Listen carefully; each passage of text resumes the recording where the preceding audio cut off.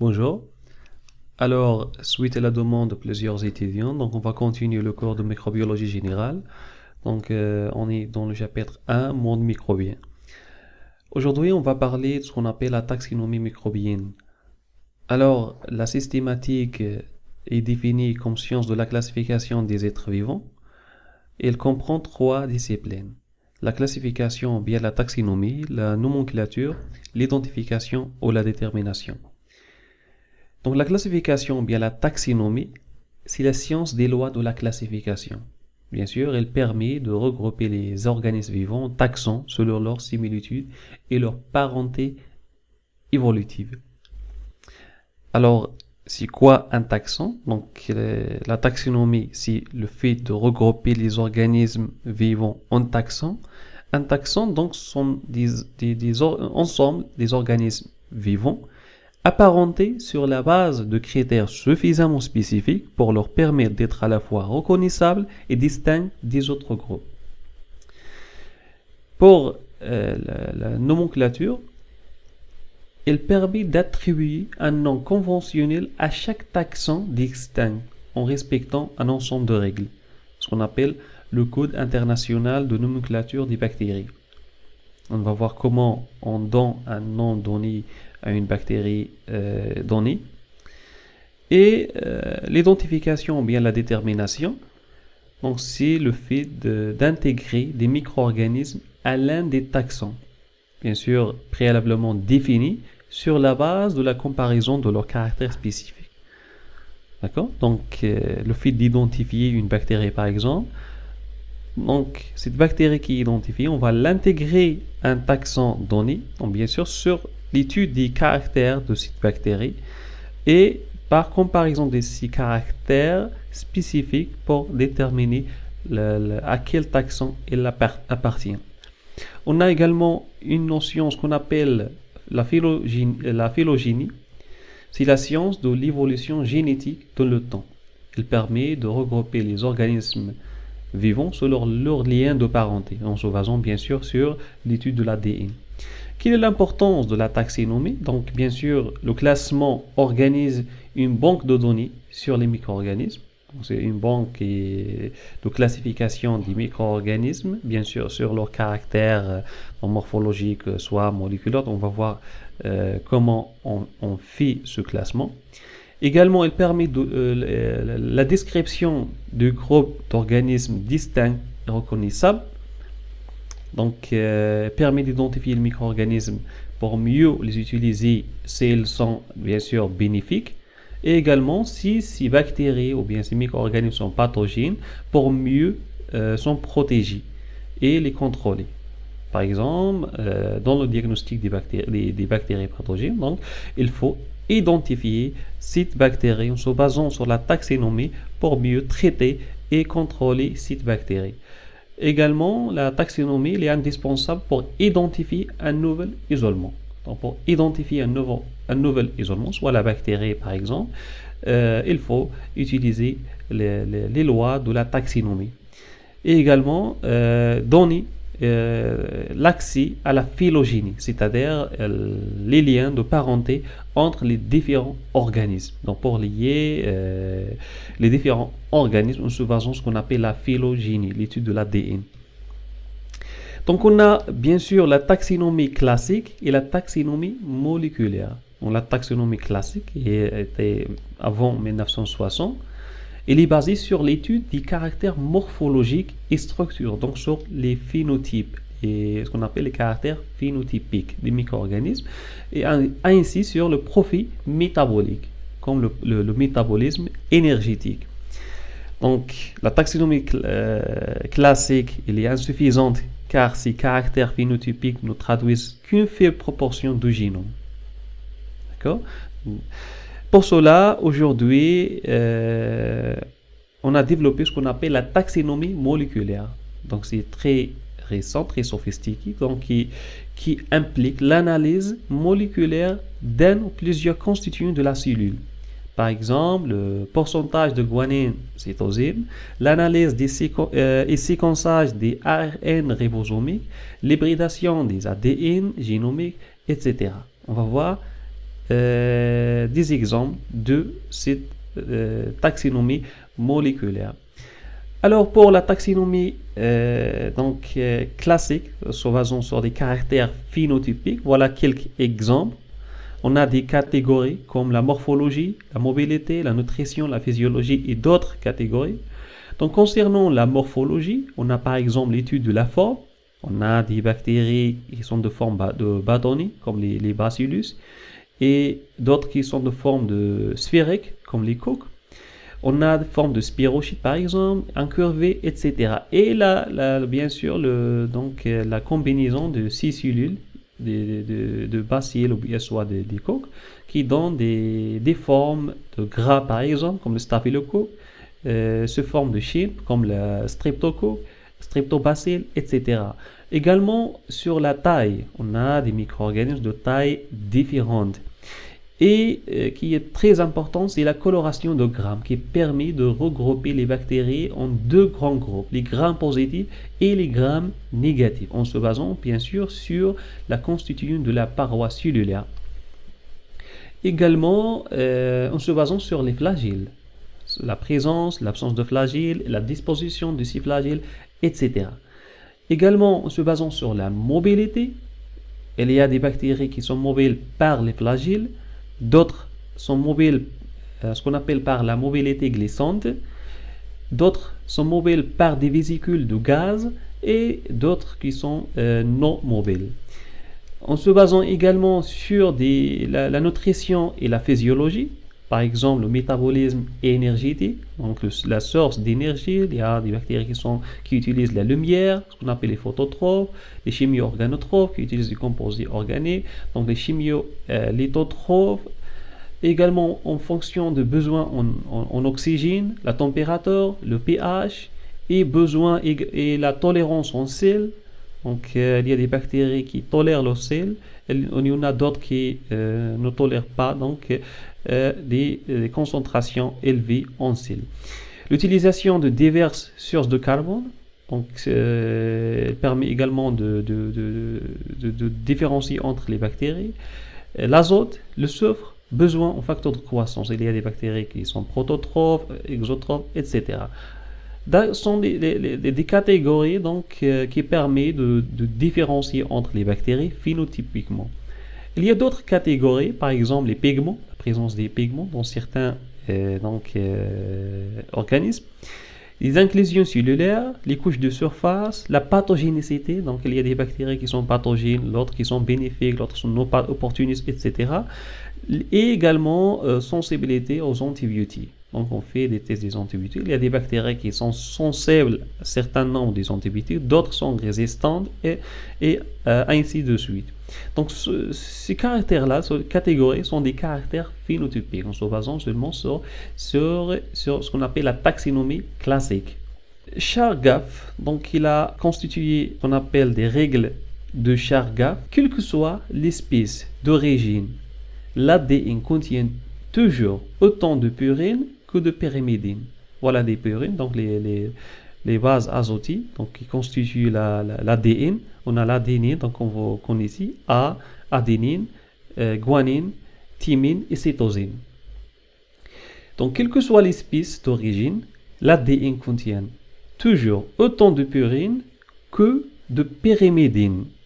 Donc bien sûr, il a justifié ça. Pourquoi? Ici par exemple, on a double brin d'ADN. Donc bien sûr, on a l'appariement de l'adénine avec thymine et des cytosines avec guanine. Si on calcule le nombre de l'adénine, on a 5, nombre de cytosine, on a 7, nombre de guanine, on a 7, et nombre de thymine, on a 5. Donc on a ici 5 de purine et 5 de pyrimidine. Pour les cytosines, qui est pyrimidine, on a 7, et purine, on a 7. D'accord? Donc le nombre des purines égale toujours le nombre des pyrimidines.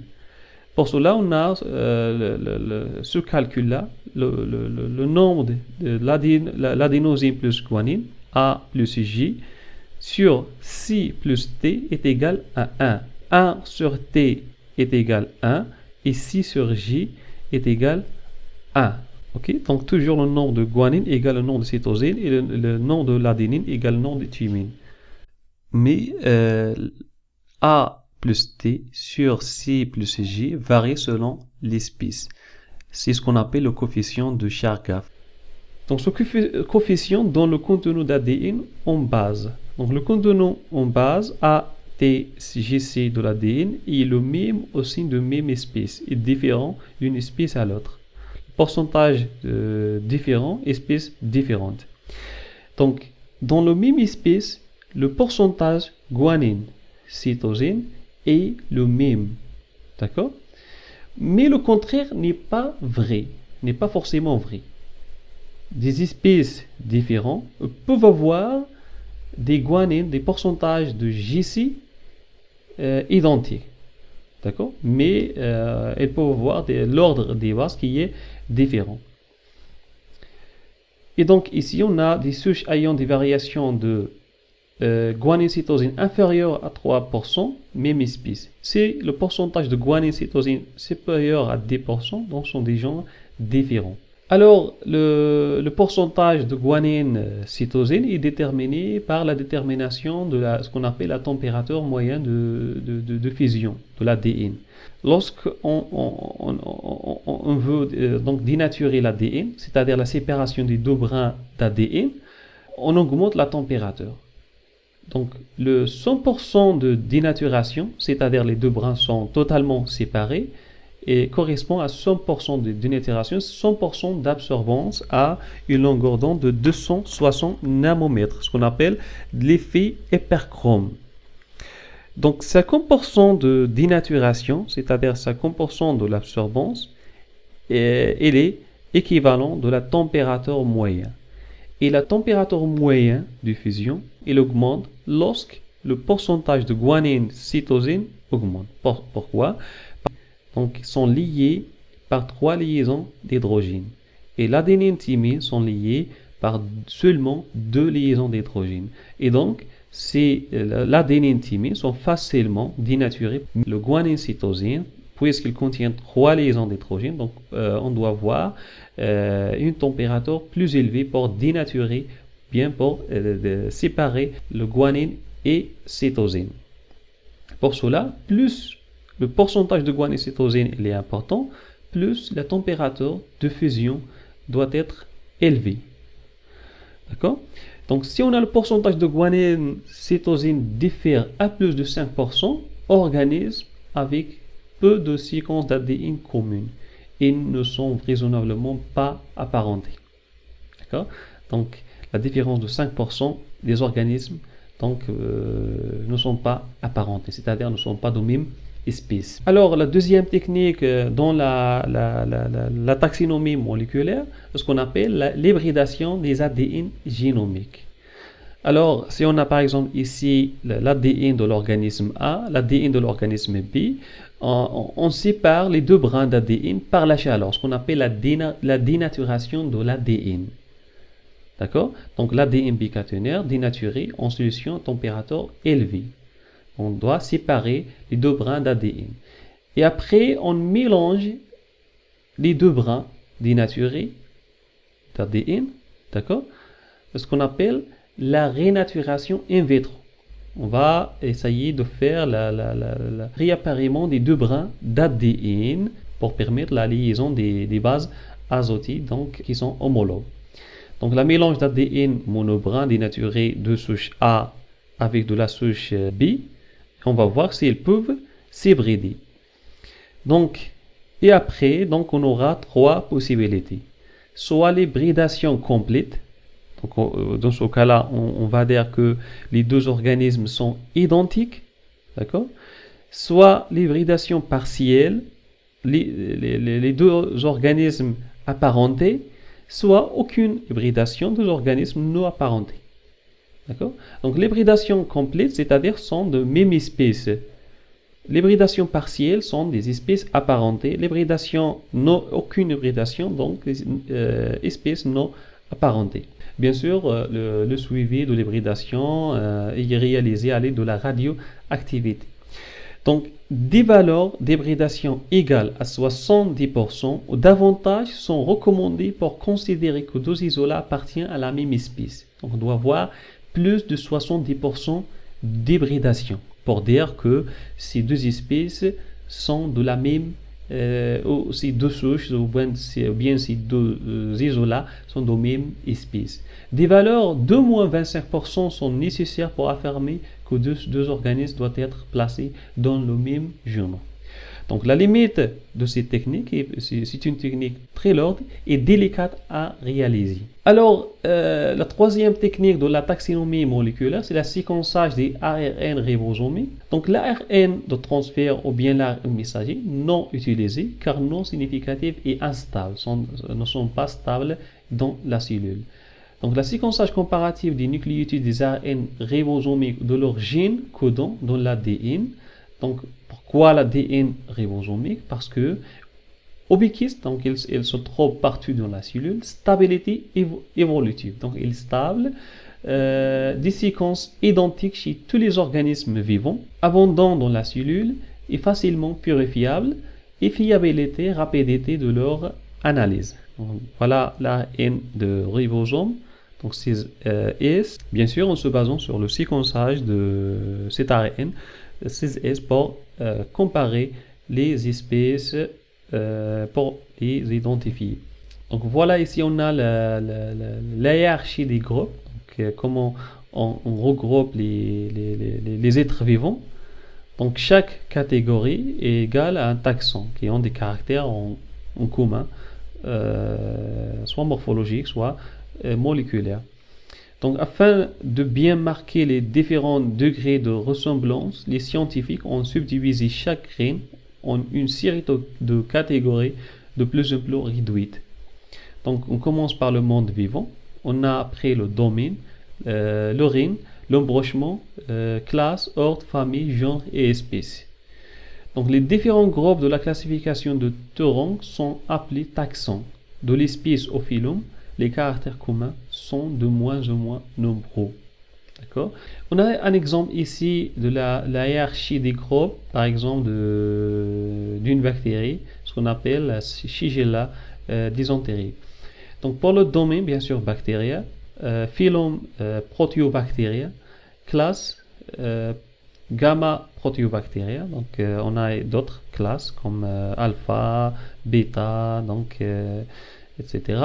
L'ordre des entérobactériales, les familles donc Enterobacteriaceae, le genre Shigella et l'espèce Shigella dysenterie. Voilà un exemple de hiérarchie d'une bactérie ou bien d'un micro-organisme. Alors pour le concept de l'espèce chez les prokaryotes, donc il est différent des plantes et des animaux. Donc chez les animaux, une espèce égale une population, dont les membres peuvent naturellement se croiser et produire une descendance fertile.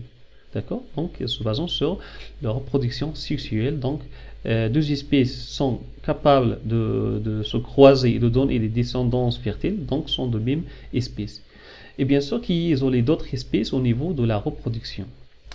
Chez les prokaryotes, non, donc la notion de l'espèce est différente. Donc une espèce est une collection de souches qui partagent entre elles plusieurs propriétés stables, morphologiques, culturelles, biochimiques, etc.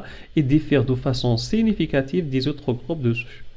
Donc bien sûr, on se base seulement sur des caractères en commun donc, entre ces espèces. Et donc une souche est constituée de tous les descendants d'une seule culture microbienne pure.